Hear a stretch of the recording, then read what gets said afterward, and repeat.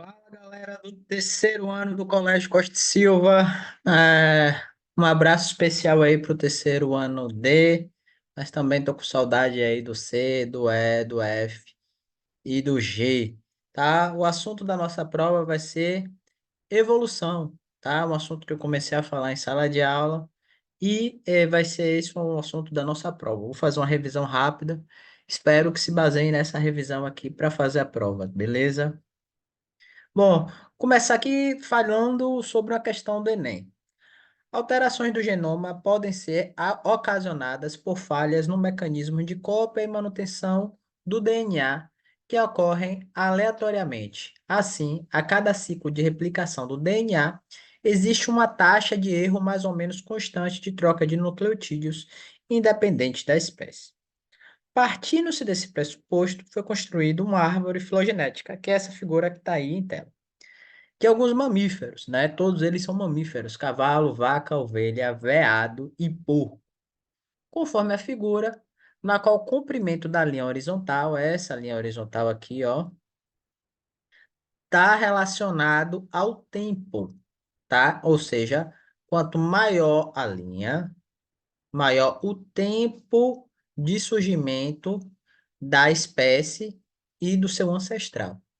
Beleza? Então, quanto menor, maior o braço, maior o tempo. Quanto mais curto o braço, menor o tempo. Qual espécie é geneticamente mais semelhante ao seu ancestral mais próximo? Facilmente aí vocês vão marcar a vaca, né? Que tem a linha menor, né? Quanto maior a linha, maior distância com o ancestral, menor linha, menor distância, tá? Então já sabem o gabarito. Mas antes de tudo, eu quero falar uma coisa para vocês, né? Muitos de vocês olham essa figura e pensam que a evolução foi exatamente assim, né? O Australopithecus, Homo habilis, Erector, Neandertal e o Sapiens. Só que não é assim que acontece, tá? A gente não estuda a evolução a partir de figuras assim. A gente estuda a evolução dessa forma, através da árvore filogenética, pensando no ancestral e pensando na questão de tempo, tá? Então, a figura como essa é errada, tá? Como é que a gente vai ver o nosso ancestral, tá?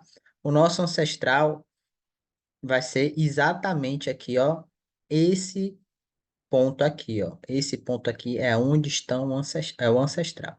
Então, esse ancestral é para o A, para o B e para o C.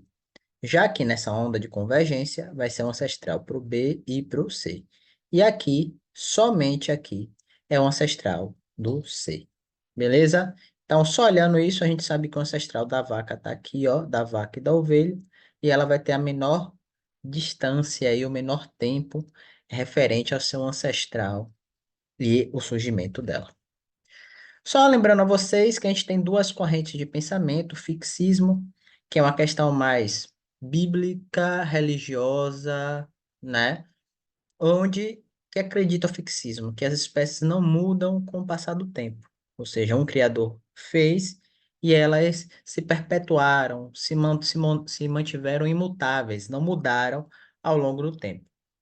Já o evolucionismo vê ao contrário, vê que as espécies vão se modificando ao longo do tempo, tá? Os principais pensadores foram Lamarck e Darwin.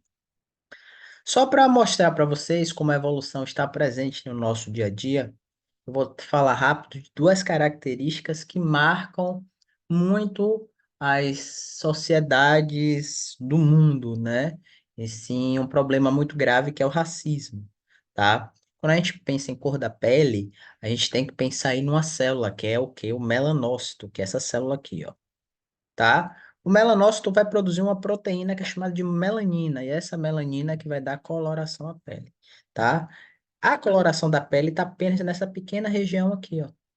Ou seja, só essa pequena região aqui que tem coloração é que tem um grande problema no mundo que gera o racismo, né? As pessoas não conseguem compreender como existem pessoas de peles diferentes, o que é um grande problema, né?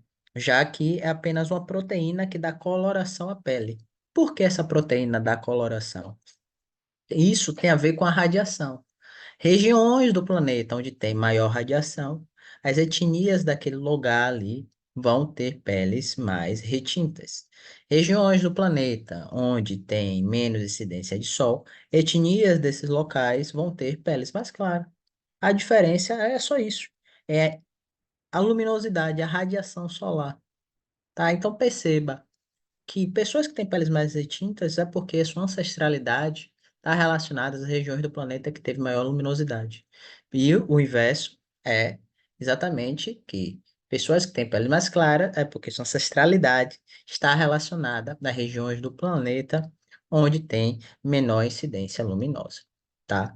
Lembrando que no início, o nosso corpo era coberto de pelos, né? E os pelos foram desaparecendo ao longo do tempo, né? Por quê? E aí a gente vai lembrar da seleção natural. O homem, quando tinha muito pelo, né? eh, ele ficava principalmente em florestas, né? E depois ele resolve ir para a savana. Savana são campos abertos. Imagine você em campos abertos correndo com um casaco de pele. Você provavelmente ia superaquecer e passar mal. E era exatamente isso que acontecia, tá? Mas não foi assim do dia para a noite que se perdeu pelo. O que foi que aconteceu? Alguns indivíduos, né, nasceram com menos pelo, né, e eles tiveram uma vantagem, né, adaptativa sobre os que eram muito peludos. E se eles tiveram uma vantagem, eles se adaptaram melhor às condições da savana, se multiplicaram entre si, e as características de menos pelo foi cada vez mais passando aos seus descendentes. E é assim que a gente foi perdendo pelo, tá? Não foi do dia para a noite, opa, perder pelo, não. Imagine, nasceram dois indivíduos numa família, um muito peludo e outro com menos pelo, tá? E esse indivíduo menos peludo se adaptou melhor ao meio, né, da savana. Então ele se multiplicou e a característica foi passada adiante, né? E com o passar do tempo, os pelos na nossa espécie foi diminuindo. Imagine a savana assim, né? Um lugar aberto com muita incidência luminosa. Lembrando que os outros primatas possuem pelos justamente por proteção, né? E qual o problema de uma radiação extrema ao nosso corpo? Câncer, né? A gente tem uma foto aí do melanoma, né? Que é um câncer relacionado aí à pele. E como foi que a gente se protegeu na savana de tanta radiação? Foi necessário uma maior proteção. Já que não tinha mais pelo, o outro processo foi o quê? Uma superproteção através de melanina, né? E a melanina, sim, protegeu a pele dos indivíduos que habitavam aquele lugar. Então, a pele mais retinta tem uma história de proteção à radiação, né, dessas regiões do planeta que tinham bastante incidência luminosa. Então, sua pele, se for muito retinta, sua pele é linda e mostra que tem uma história de proteção, né, de vantagem adaptativa, que tem uma história que foi perpetuada. A característica que dá certo é a característica perpetuada, tá? Então, o início da humanidade é com a pele retinta. Por quê? Porque precisava da proteção do sol.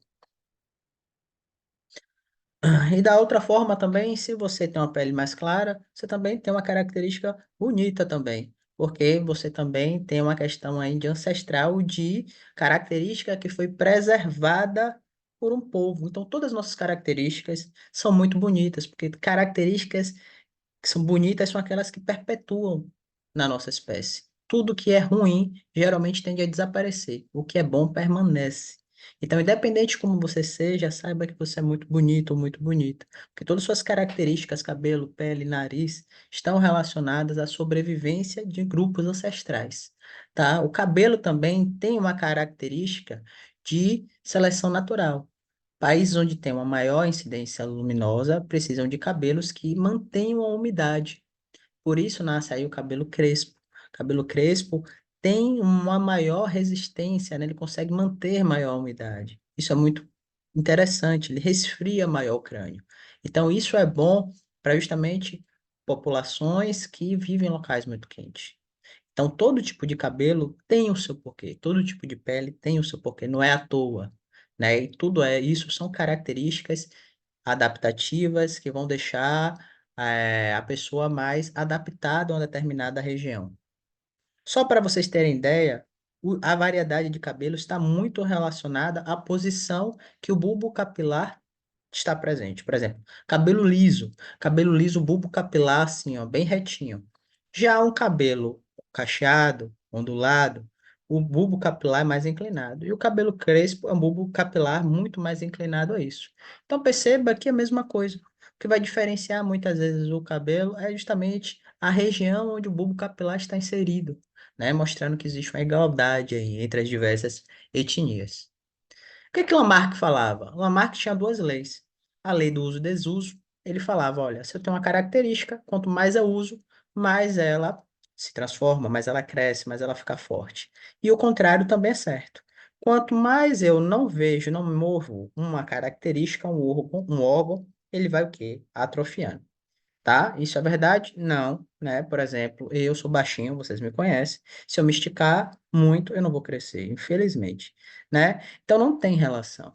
E a lei da herança das características adquiridas vai falar o quê? Que uma característica que eu ganho ao longo da minha vida, necessariamente eu vou passar ao meu filho. Também não é verdade. Se eu fizer uma tatuagem no meu peito, meu filho não vai nascer de tatuagem. Então foram leis que foram debatidas para falar sobre evolucionismo, mas elas não funcionam na sua totalidade.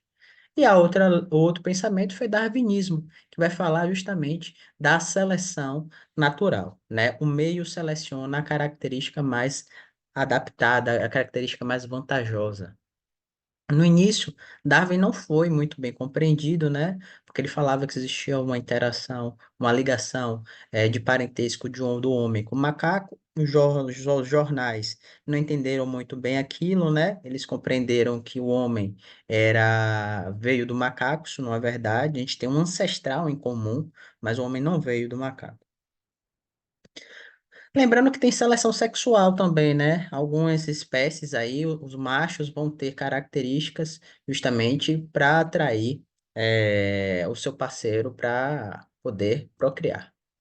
E a gente fala de duas características, né, de seleção natural, dos exemplos eh, muito trabalhados na biologia, que é o melanismo industrial. A gente tem dois tipos de mariposa aí, a mariposa clara e a mariposa escura. Antes da Revolução Industrial, né, os troncos das árvores eram mais claros, eram um marrom mais claro, né? Por quê? Porque tinha pouca fuligem no ar, não tinha tanta fuligem no ar. Então, imagine um tronco de árvore, né? Um tronco marrom claro, pousa mariposa clara, mariposa escura, né? Essa aqui fica praticamente imperceptível ao olhar, mas essa aqui fica bastante evidente. Então, inicialmente, a mariposa clara tinha vantagem, né, sobre a mariposa escura. Isso é uma seleção natural, tá? Ela aqui tinha a característica mais vantajosa comparada à mariposa escura. Só que aí veio a Revolução Industrial e os troncos das árvores ficaram mais escuros. E agora quem estava mais selecionada aqui, ó, que tinha a característica mais vantajosa, era a mariposa escura. Porque se tivesse as duas paradas na árvore, o passarinho ia ver de forma mais evidente a mariposa clara e não iria ver a mariposa escura. Tá? Vamos ver a questão do Enem aqui. Nas últimas décadas, vários países, inclusive o Brasil, têm testemunhado uma grande proliferação de bactérias patogênicas envolvidas em uma variedade de doenças e que apresentam resistência a múltiplos antibióticos. Atualmente, tem destacado as superbactérias, que acumulam vários genes determinantes à resistência a ponto de se tornarem resistentes praticamente a todos os antibióticos. Essa resistência as bactérias patogênicas se multiplicam de maneira acelerada. Antibióticos são utilizados pela população de forma indiscriminada. Alternativa certa é a letra B, né? Por que, professor, hoje, para comprar antibiótico, eu preciso de receita? Justamente porque se a gente fica utilizando antibiótico de forma descontrolada, o que acontece? A gente mata as bactérias que são sensíveis aos antibióticos, mas mantém vivas as bactérias que são super resistentes. E chega um ponto que não tem mais antibiótico para matar essas bactérias, porque a gente selecionou, fez a seleção natural das bactérias mais resistentes. E isso é um problema grave hoje, tá? Só para vocês terem noção, né, eu vou trazer uma reportagem aqui do Metro 1 que fala o seguinte: existem quatro tipos de bactérias hoje que, se a gente se contaminar, não tem antibiótico para tratar. né? Ou seja, se você se contaminar por alguma dessas quatro bactérias aí, você tem que torcer para o seu sistema imunológico conseguir vencer ela, porque senão você vai de arrasta para cima, né?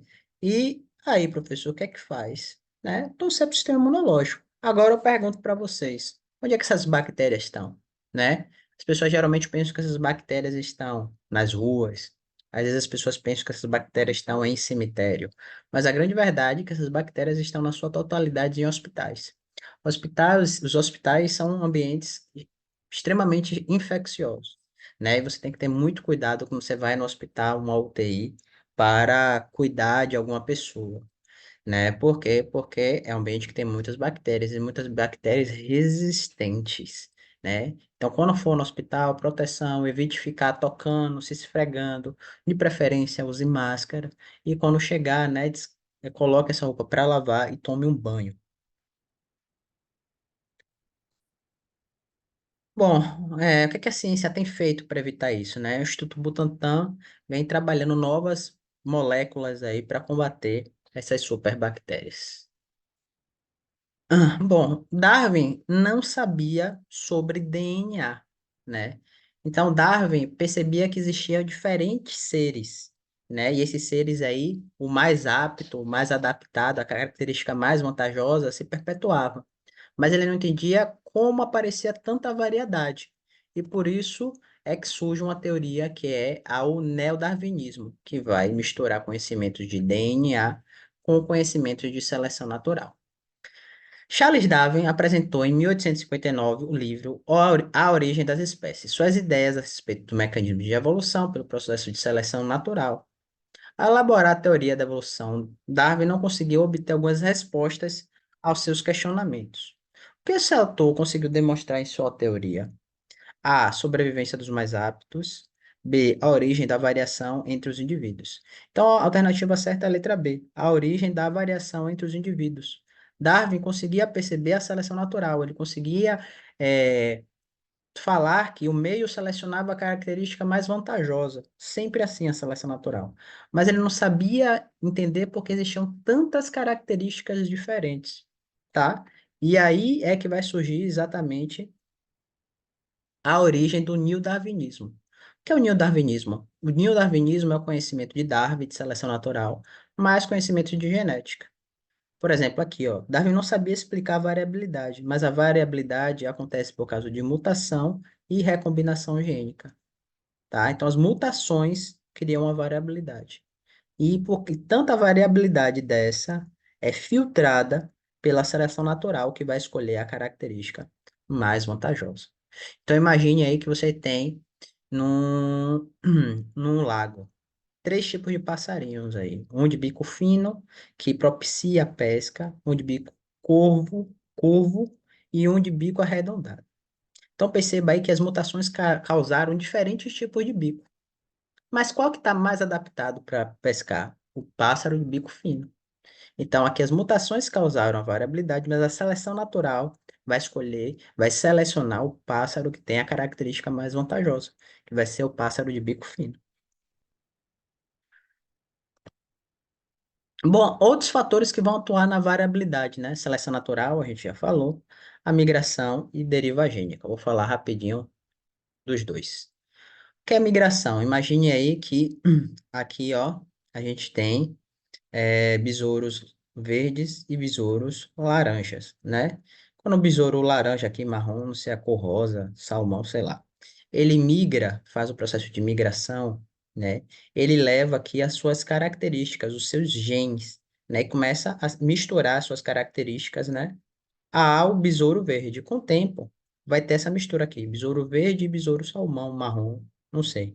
Então, é isso que é imigração, né? Imagine aí, por exemplo, você mora na Inglaterra, né? E aí vem um imigrante angolano que começa a reproduzir lá com pessoas na Inglaterra. Com o tempo, vai começar o quê? Aparecer pessoas que são partes inglesas, partes com características de uma pessoa angolana. Então, é isso que a imigração faz, tá? Ela passa o fluxo gênico, ela passa os genes de outra população, né, para fazer essa mistura, essa miscigenação. E o conceito de deriva gênica é o quê? Imagine aqui, ó, a gente tem essa ilha aqui, ó, essa ilha, né? E houve um processo de desertificação, tá? Ou seja, o deserto começou a crescer. Perceba que antes, tá? Existia poucos vermelhinhos e muitos amarelos. Teve a deriva. O que é deriva? Um grupo vai ficar em deriva. Quando ficou em deriva esse grupo, esse pequeno grupo aqui, ó, perceba que sobreviveram mais vermelhos do que amarelos. Com o tempo, ó, quando voltou ao normal a floresta, perceba que a população mudou, né? Porque a deriva gênica, ela beneficiou um grupo, o que foi o grupo? O grupo dos vermelhos, né? E com o tempo teve a mudança da população. Então, o que? Eu afunilei uma característica, tá? Em vez de eu passar características adiante, como a migração, né? O fluxo gene, passar características adiante, não, aqui eu funilei características.